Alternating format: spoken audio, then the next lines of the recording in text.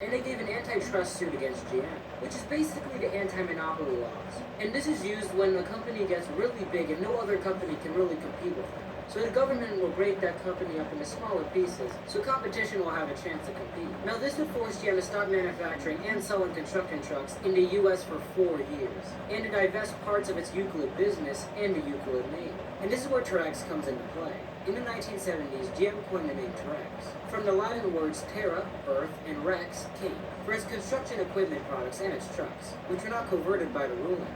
The remaining parts of the Trex business produced crawlers, front-end loaders, and scrapers. Now in the early 80s, Trex fell on hard times during the recession.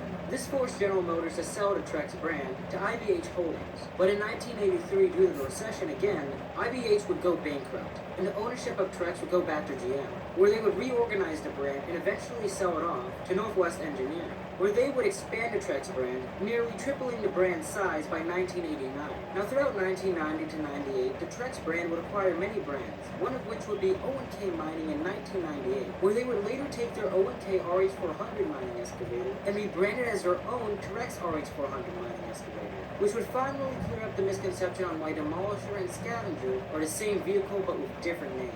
And just for fun, here's some extra history with Terex. Later in 2010, Terex divested its mining business by selling it to Bucyrus International. But before the RH400 would get its new design, Bucyrus the same year was bought by Caterpillar Incorporated, where finally in 2011 they would rebrand the RH400 into the Caterpillar 6090.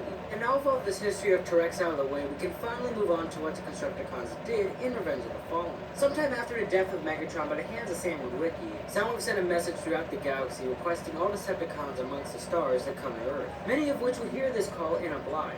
Within all these Decepticons were a group called the Constructicons, a faction of artisans that could combine